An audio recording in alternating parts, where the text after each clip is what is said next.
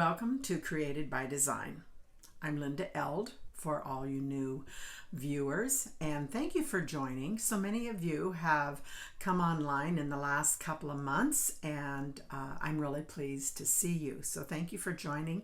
Love it when you hit like and subscribe and share this site with your friends. Doesn't have to be all about knitting. I do other things too, although I must admit in the last couple of years I've really concentrated on my knitting. So if you've watched any of my episodes, there's a few other things scattered throughout the videos, but a lot of knitting. That's just where my focus has been lately. So much has happened since the last time I recorded, which now has been right after the holiday time. I've been a busy girl.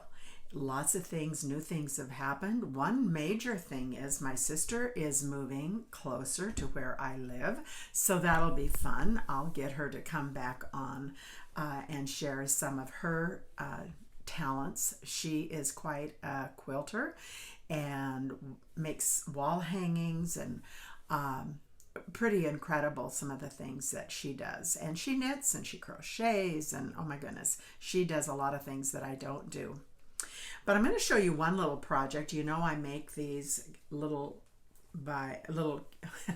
animals, our animal friends. I'm going to show you the cover of the book here. I meant to have that out here, but it's The Knitted Animal Friends by Louise Crowther, and she's from the UK.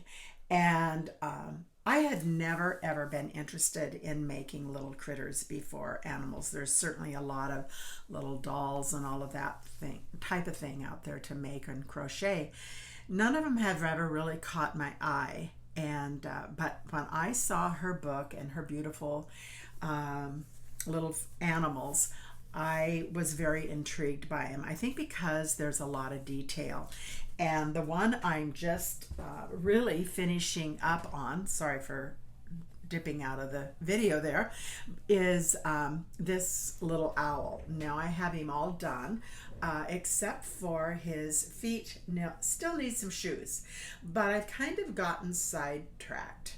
I got a very sweet call from nephew and his wife, and they have a little granddaughter, and I've had a number of people ask me if I would make these and sell them, and my answer always is, and I'm going to stay with it, I can't, you could not afford to buy these, in my opinion, to really get what kind of time I put into it.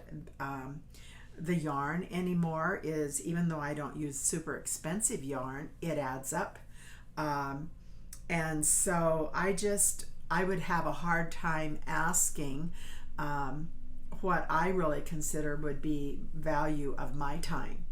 And I do think some people sell theirs, and that's fine. You know, we all need to do what we need to do. But laughingly, I said, well, these would have to be $50 little critters, and then I realized right away, well, most of that was material, so that doesn't work. And then I went to $100, and I thought, well, that doesn't even begin to compensate me if I add up my time. And then I'm thinking, well, okay, if I got a couple of $100 out of making one, who's gonna buy one for that? So I don't sell them. I really started to make them for my future great-grandchildren. I have one great-grandchild, and he has one of the little foxes. But I'm really leaving it as I am keeping them for family, and that's how I'm going to do it, because I don't want to be insulting to people when I say what my time really would be worth in them, because that's a lot of money. Now, if somebody wants to pay me $300 or $400 for one, text me. But that's just not probably terribly realistic.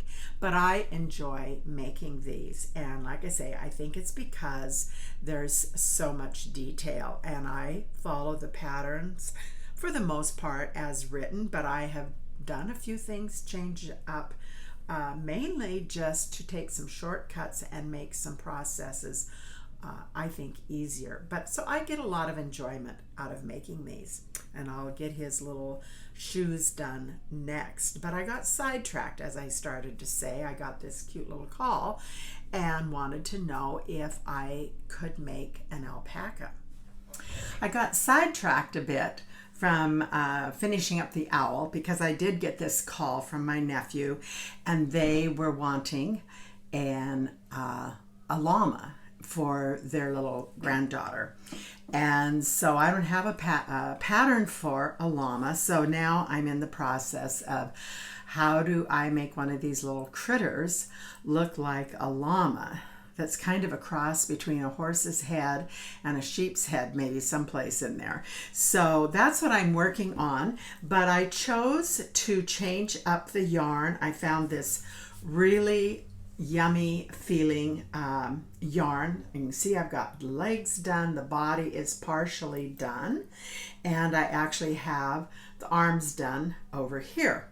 But I want to tell you about this really yummy yarn, and it's actually called Snuggly, which is perfect, and it's 100% nylon, and I actually ordered it online through Web's online site for yarns, and it's very affordable. I don't know, maybe $5, something like that, in that neck of the woods for a 50-gram ball, but it is making up really, really nice. And so that's where I'm at now with this project. But I wanted to tell you about my new find, this funny little blue stringy stitch holders.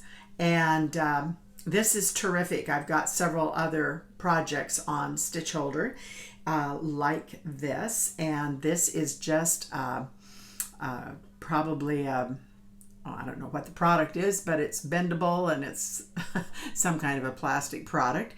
But the terrific thing about it is your needle, it's hollow, the tubing is, and it fits right on to your needle like that, and you just slide your stitches across. I'm not going to do it at this moment in time because these stitches need to stay here on this needle.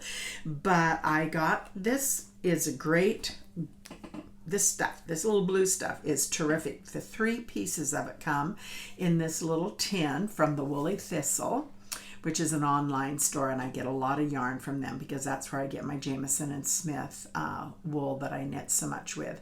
And this little product is called the Knitting Barber, a rather unusual name, but it's all in this little tin, so you have a nice little place to store it.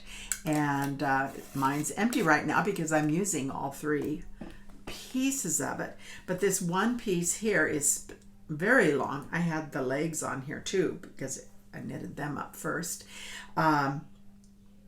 because like if you were knitting a sweater and you needed a stitch holder and you're knitting in the round, all your stitches are going to fit on this great little stitch holder right here. So that's my latest new gadget. I'm not one so much just to buy every gadget that comes along, but this one caught my eye, and I at first was like, oh, am I really going to like that? Now that I've used it a few times, I really, really like it. So that's just a little side note. So I'm working on this llama. I'll be finishing it up. I actually have her little jumper started, almost finished. I had to get the body finished though to know exactly how long the straps are going to be, so that part's not quite finished. I do have her little shoes done. She's going to be aqua and lavender are the colors I'm making her with. So her cute little Starlight Mary Janes are all done, and I'm going to be knitting a sweater, and her name is Joy, so I'm actually going to knit her name into the back of the sweater, and that will be going off to California.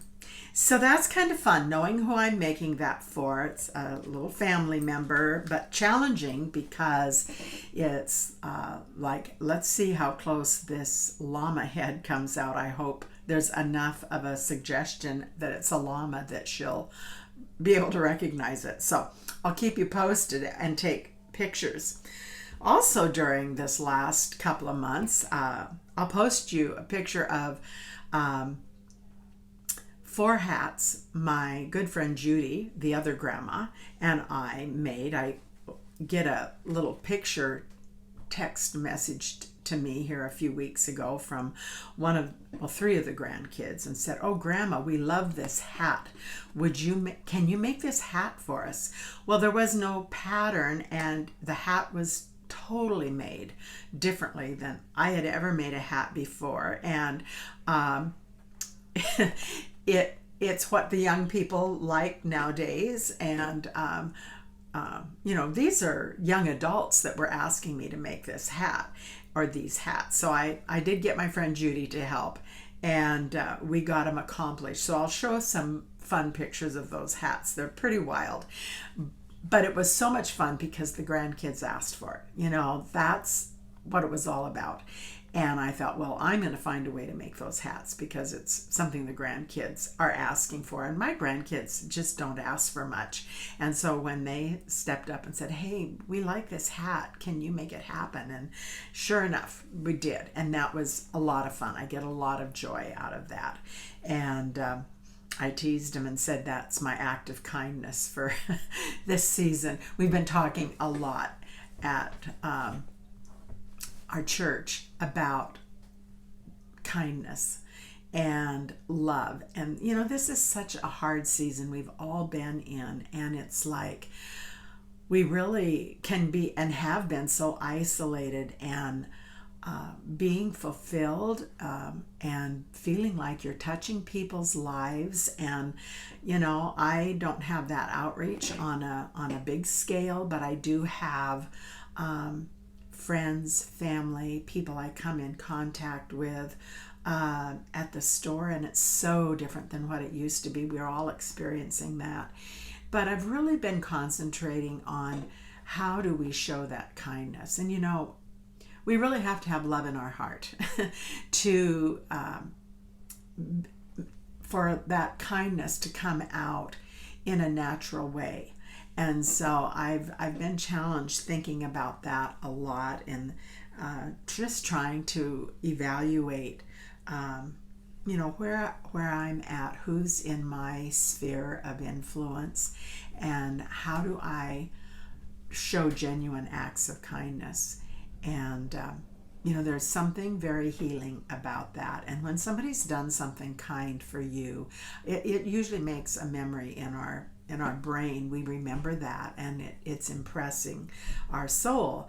And so I think, okay, that's something that I, as just a little person that lives down the street in a neighborhood, but I can have an influence in that way. And I just encourage you, especially if you're in a place of feeling somewhat, I think we've all been there, feeling a little bit discouraged, and we want to be joyful, and we're looking for those moments of being joyful. And I think, it comes from the most simple place. It comes from really genuinely showing people love and showing kindness. And people want that. People respond when you reach out. I don't care if it can't be a smile at the store anymore in Oregon because we're still in masks, right? So you can smile. Somebody said, "Oh, well, we can tell you're smiling because of your eyes." Just doesn't feel quite the same though. But what are some acts of kindness, of just when we are out and about, which I know for a lot of us that's been kind of limited, but I just think it's where my brain is. And us knitters, those of you that are knitters out there understand, we spend a lot of time meditating, contemplating, thinking about things, having conversations with God, listening to, what maybe He's saying to us, and how does that affect my life.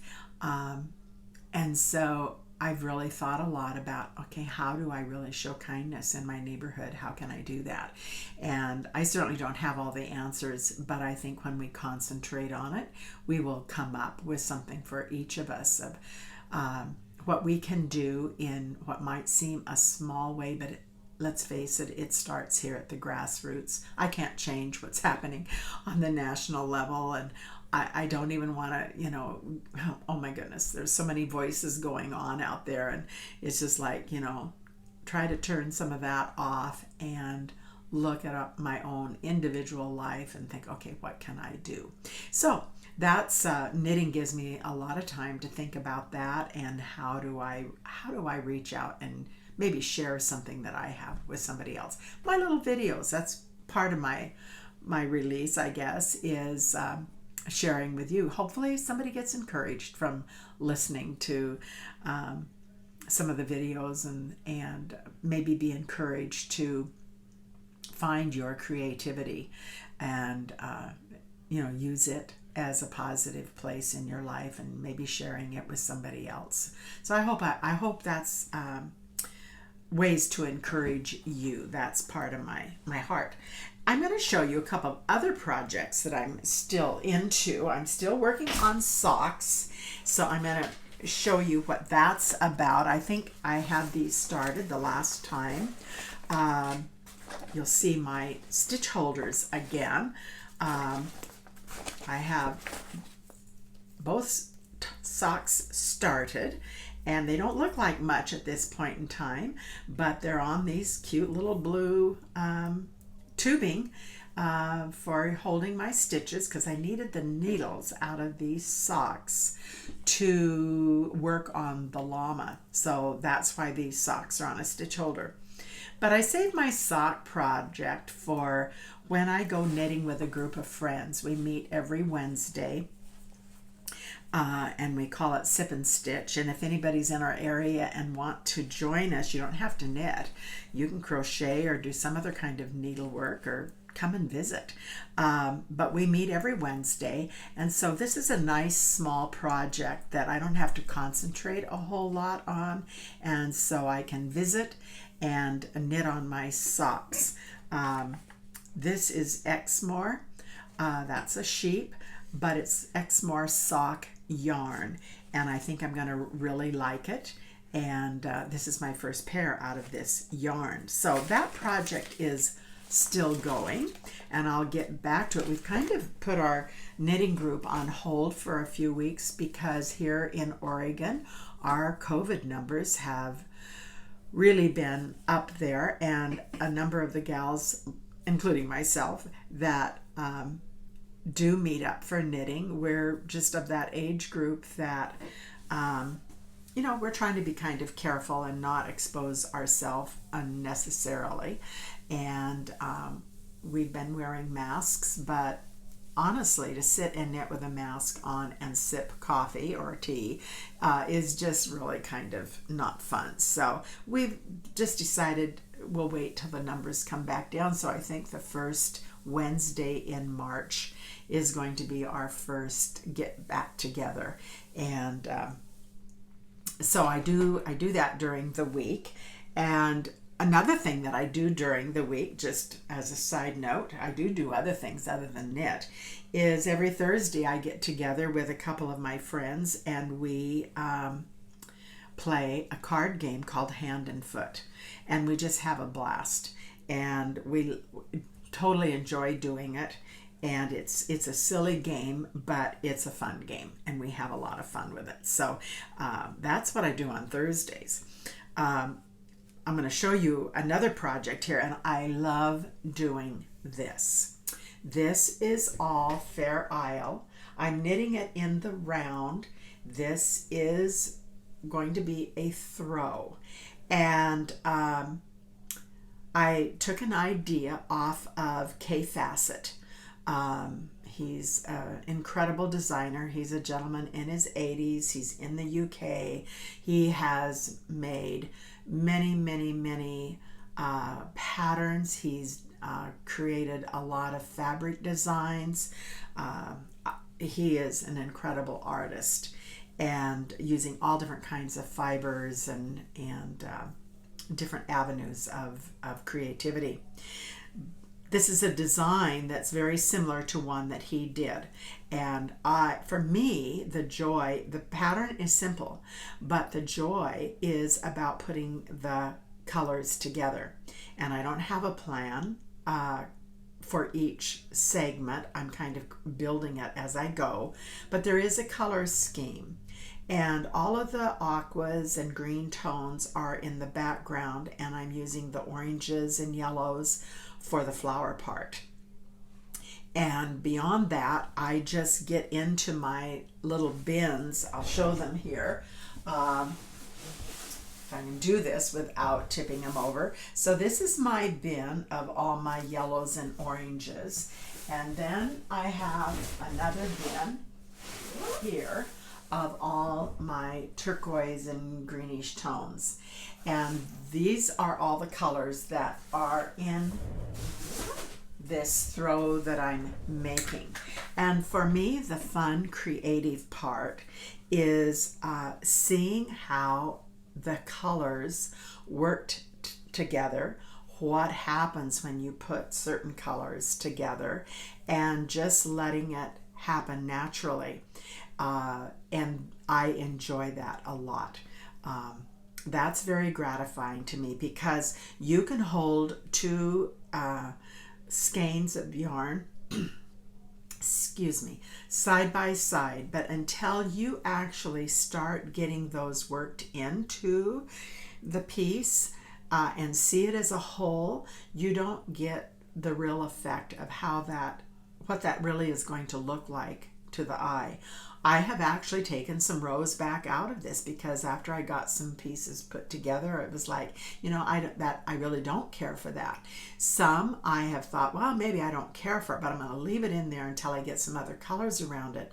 And that has worked great. And then it's like, oh, that does work. So it's kind of like painting, but with a dry medium.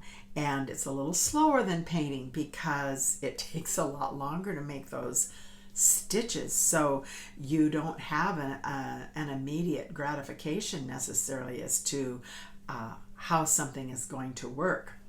So this is just sheer delight for me to do. This is total therapy for me. Now, one other thing that I am doing on this, knitting it in the round, since it's a throw, you've heard me maybe talk about this before, but this area right here, you can see that's the steek, and that's going to be cut open when I'm all through, and it's going to have, it won't come unraveled, but to ensure that, and this will get folded back, should finish telling you. So this section right in here will not be seen from the front side. It's going to get folded back, and so this will be the actual edge. This striped edge down here is going to get folded in and tacked down, so the bottom edge will be finished off like that. And so I'm making the edges as I go, and so I'm kind of making this, I am making this up as I do it. And how do you miter a corner to get this edge all tucked in and that miter so there's a nice finished corner. That's been challenging. I've done it to myself, but I think I'm going to be happy with it. And so then I don't have to add ribbon on or anything like that. The edges will be all done when the knitting is finished and the steek is cut open. I'll have to do a little bit of sewing that down with some yarn by hand, but it will be a nice finished edge. One thing that I'm going to do for you knitters, you will understand, when I do this steek, I saw this done. I'm going to try it. I'm actually going to felt the edges before I cut it of this steak section. And now I have never done this before. It is going to be total experiment. But I bought myself this needle felting tool, and it has 3 needles in it, and you put a piece of felt or like a brush under the edges, and you needle felt that steak edge before you cut it, just to help hold those stitches together so you're assured that they don't come out. And you know, I do these crazy things and challenge myself to think, how can I do something more simplified? And then I wonder, after it's all done, did I really make it more simplified, or did I just, you know, create a new way of doing something? So but it keeps me challenged, and like I say, I love working with the colors, and it's always just a surprise as to how it's going to come out. Now, this could be done in multiple, far more colors. I've got a color theme going here, but this could be done. In fact, Kay Fassett, one of his that he did, there really wasn't a theme. There was pinks and oranges and reds and greens and all colors, all mixed together. Every flower row was a different effect, and that was beautiful too.